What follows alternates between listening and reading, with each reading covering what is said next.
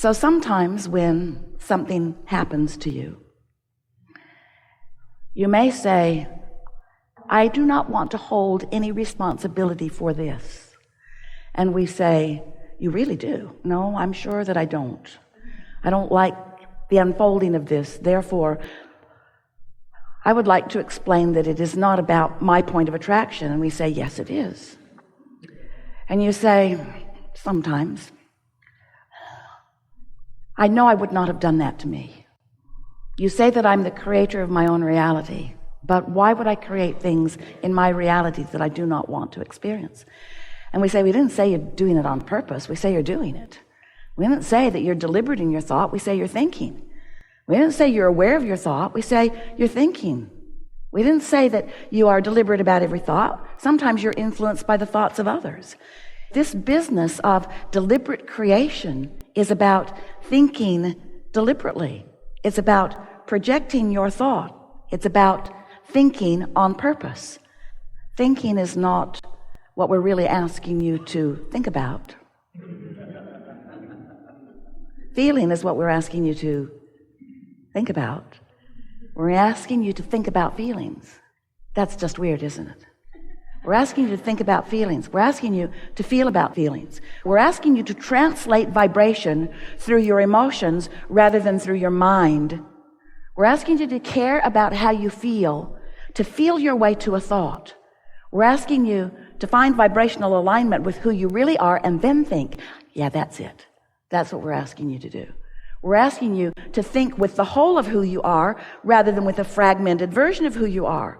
We're asking you to tune into all that you are and then contemplate it rather than contemplate it from some shortage consciousness, from some belief system that you've picked up along your physical trail from somebody else who was doing the same thing.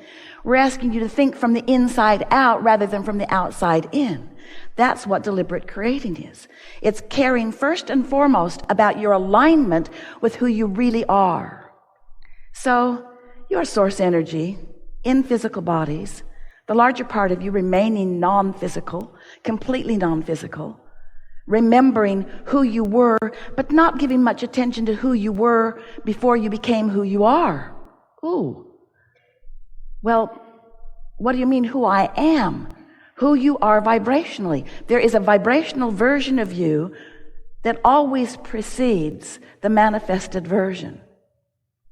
But if you are like most humans, we love you so much. You know what's coming next. You are not allowing yourself to be, in most moments, all that you are.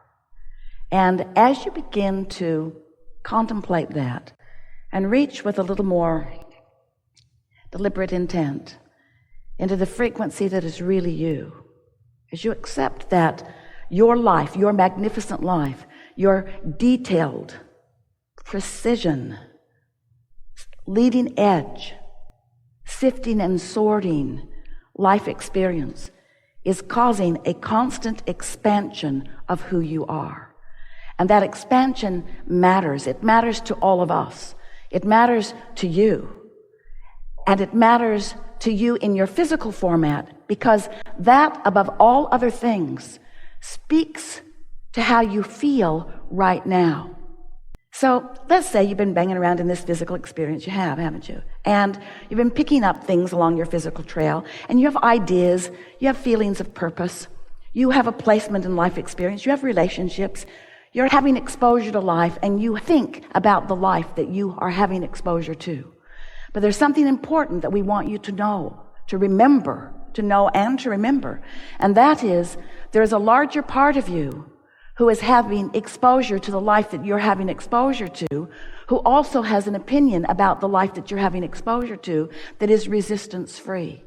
And what we mean by that, as you explore the variety that you are living, you are launching rockets of desires. And these desires are known by the source within you and are held as the furthermost expanded beingness that is you. In other words, once life causes you to ask for something, the source within you knows you as that being who now is that.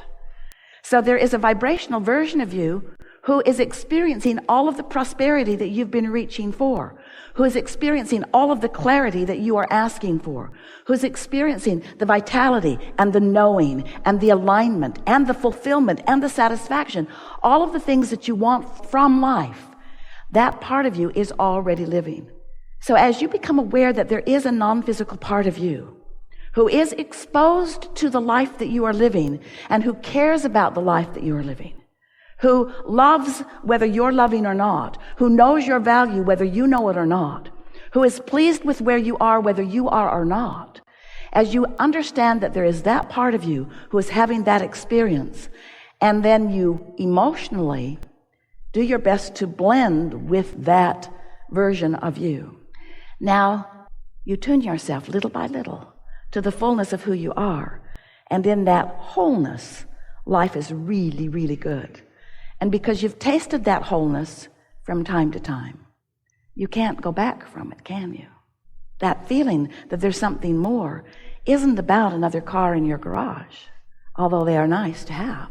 It isn't about any of the things that so many people think that they need in order to fill the void that can't be filled with things. It is the alignment with who you are, not who you have been, who you are. It's the alignment with who you are that you're reaching for. And that's what we talk about all day, every day here. So I come from the corporate world, and I'm an executive coach. So I'm coaching executives. And I know, you should have kind of plans and strategies and all of that. So if you ask me about my business, I don't. And how I build my business is, I attract it. And so for a while, this was like, this is odd, right? But it's odd, yet it works. And so what I decided is I need a practice, some kind of practice. And ultimately what I did is I began an attraction journal where I would record every time I'd get an email or the phone would ring or someone would refer somebody, introduce me to somebody that would relate to business, so that I could notice and appreciate every one of those things. The key to the success of that process that you've discovered is in the appreciation. Because in the appreciation, you're acknowledging the vibrational resonance, the vibrational integrity of what you're doing.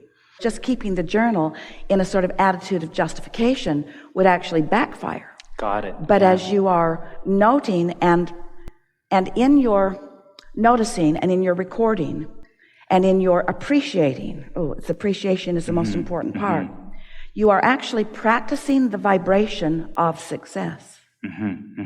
So when someone says to you, well, what's your strategy? You say, well, success comes to all of us. I'm just good at noticing it. And when I see it, even if it is a small version of a bigger picture that I'm wanting, I notice it and I practice the feeling of appreciation within it. And then I'm noticing, you could say, that law of attraction, if they're ready for those words. If not, you could use the word momentum, that there is a momentum that responds to whatever I'm feeling.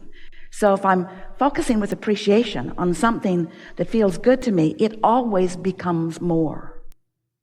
You could say, if they want a label of who you are, what do you do? What is your strategy? What is your plan? You could say, I'm intuitive. My strategy is to not get in my own way. My strategy is to sniff out or feel my way to the path of least resistance. Because before, when I was justifying my life, when I was more determined and efforting, I got tired because I realized I was bucking my own current. So I've stopped bucking my own current, and I'm now intuitively following the path of least resistance. It feels to me that somehow there's a path that is not laid out for me, but laid out for me by me. I have this plan. And you could say to them, you might laugh, but this is my plan. And this is the extent of my plan. When I feel really, really good all the time. And I figured out how to do that. with focus. And so that's my strategy. Now, some aren't ready for it, but those who are ready for it will discover a resonance, the same resonance that you're discovering. Mm-hmm. There's a leverage in alignment that just doesn't come in any other way. And you just can't get around it. Oh, you can move a lot of things around. You can work hard. You can have plans. You can go through the motions of things. But the majority of processes that people are applying as they're going through the motions in order to justify the good that's already come or the good that they're wanting to come causes them to practice a frequency that actually throws things on their path of least resistance and slows things down. That's why people keep coming up with more and more processes and more plans, because they continue to sort of junk up their own trail. They don't need to. Mm-hmm. And so that, as I'm thinking, as I work to bring some of this to my clients and to my business, and you've given me a few words there on, I'm very careful about speaking in a way that they can hear it.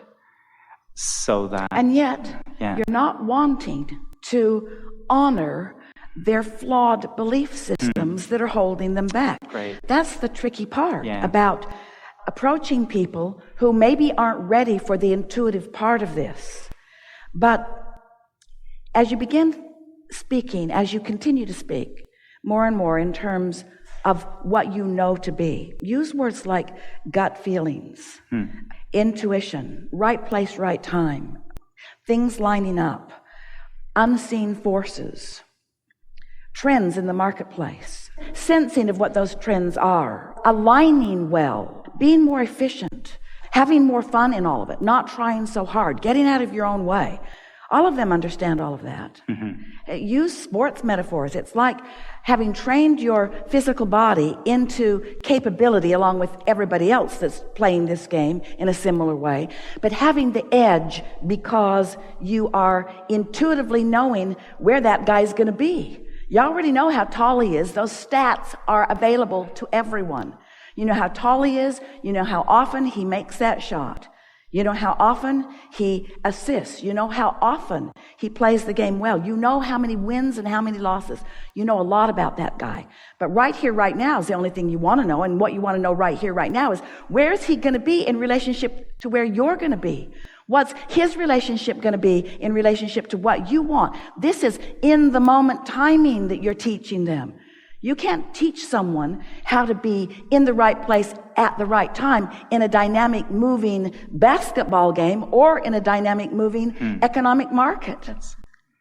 So what you're teaching them is fluidity. What you're teaching them is sensitivity. What you're teaching them is intuition. And if they don't want to know about that, then they're going to play a mediocre game because they're just going to throw a whole lot of mud on the wall and some of it's going to stick. But none of it is going to be satisfying, you see. Got it. That sports analogy is so much about being present, not planning. Right here, right now. Yeah, right now. In relationship to everything else that's moving around. Yeah. Because this is for sure, and how many of your clients are ready to hear this from you, you will know. But this is for sure. The source within them, their inner being, knows everything that they want and knows where they stand right now in relationship to it, and knows the path of least resistance from where they are to where they want to be, and is giving them impulses, you see. If you want to help them, you've got to teach them to feel the impulse and to respond to it.